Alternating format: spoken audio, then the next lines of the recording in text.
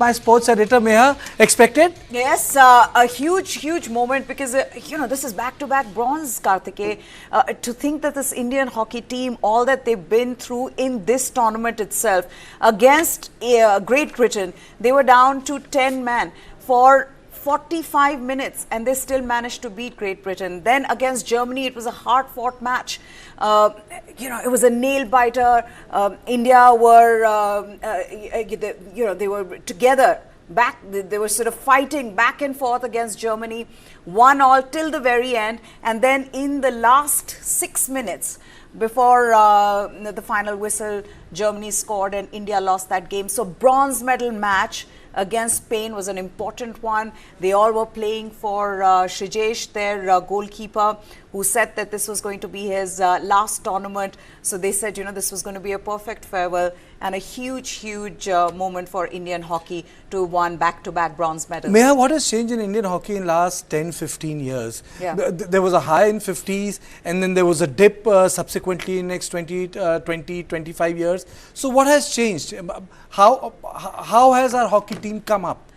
Well, I think what has happened in the last 10 years is that, number one, there is a lot more emphasis on sports science. There's a lot more emphasis on fitness. What we used to see with the Indian hockey team of the years before is that, you didn't see that kind of peak fitness. They'd start well because hockey is in our blood. We've always played hockey, so they'd start well against some of the other European teams, but would run out of steam because they weren't fit enough.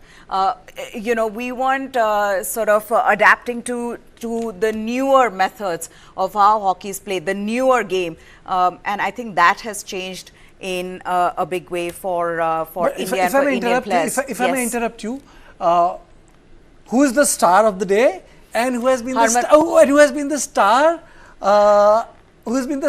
overall? It is the man of the match and the man of the series. The man of the match and the man of the series is the Indian captain, Harmanpreet Singh. I would say man of the series could be a joint one with Harmanpreet Singh, who's the captain, and Shijesh, because the goalkeeper has played a huge role. India did win a thrilling penalty shootout against Great Britain, and Shijesh had a huge role in it. And Shijesh has been somebody who has, at the time when India is struggling in a big way, Shijesh stands like a wall guarding that goal for this Indian team, and we've seen him win matches for India. And given that this is his last tournament, given all that he's achieved as a goalkeeper for this Indian team, I would give this joint award to Shijesh and Harmanpreet Singh. He is the top goal scorer in this tournament. He's scored 10 goals now. Okay, like in cricket, the shape of the cricket team has changed in India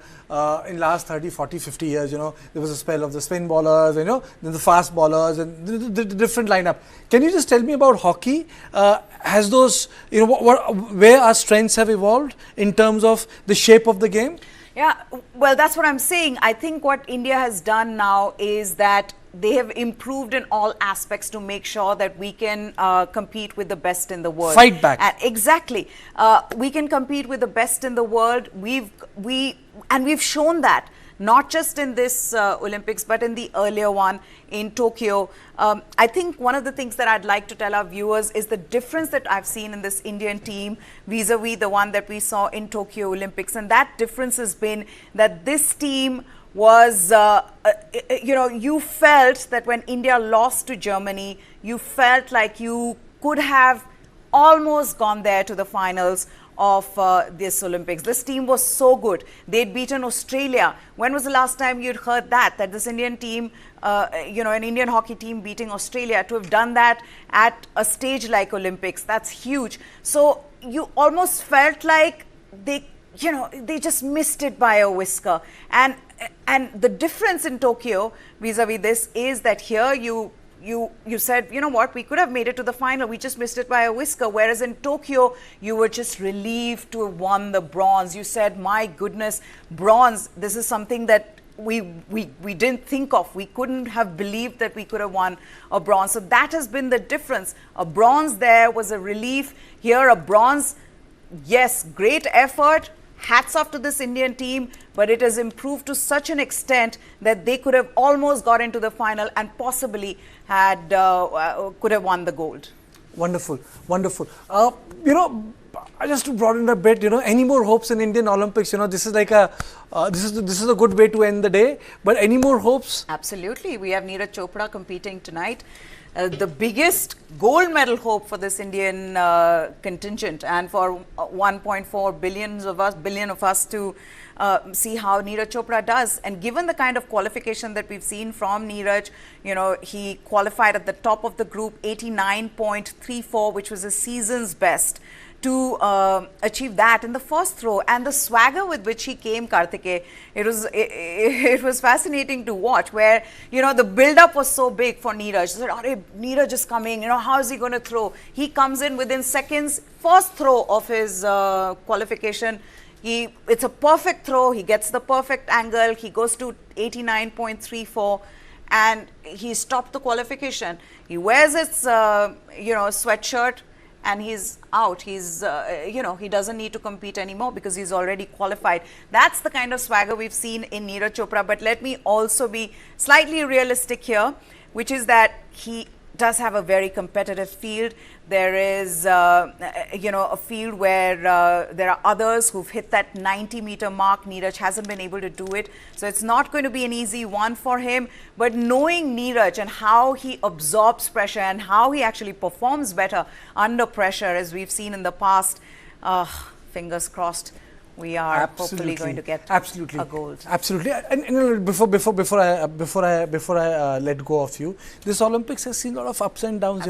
The bitter moments, the sweet moments. Yeah, absolutely.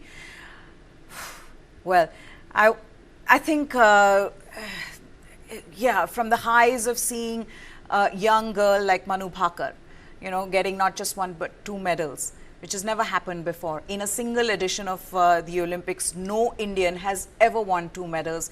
Here she was, a 22-year-old, having put the failure of Tokyo behind, head held high. She beat the best, and she got 2 bronze medals. To what happened with Vinesh, unheard of. Could have not imagined. It seemed surreal.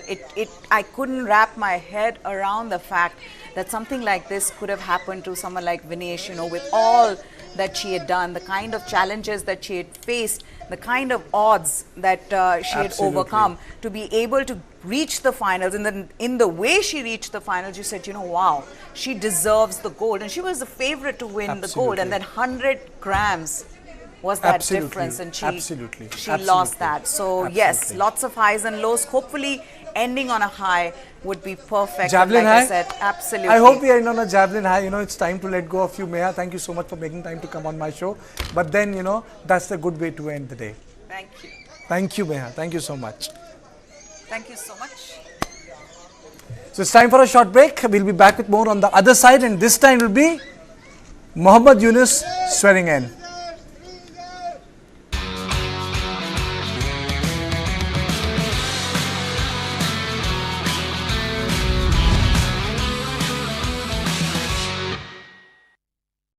For the very first time in our investigation, we unmasked the killer of Ravindra Matre.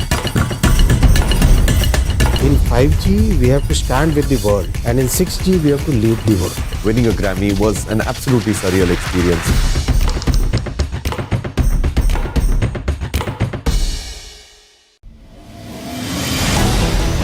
Why is the state not looking at putting an embargo on that? As a Telangana person, I will not accept. How do ordinary folks deal with this?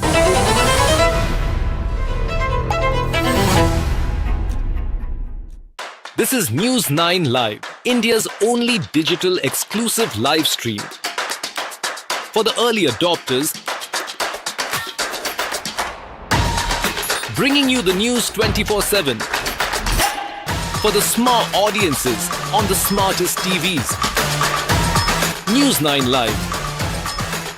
Stream now on your smart TVs. जानना है तो देखिए, समझना है तो सुनिए, सीखना है तो पूछिए,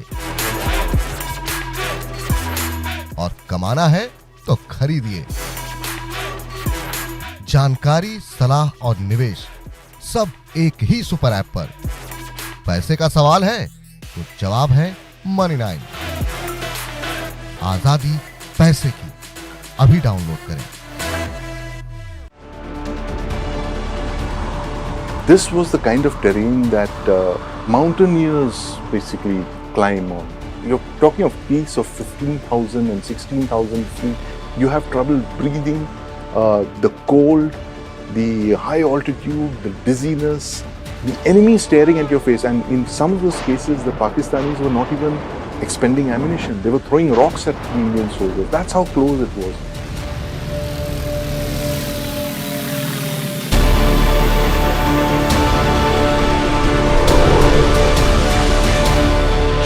This and more. Streaming on News 9 Plus. Subscribe and get free vouchers.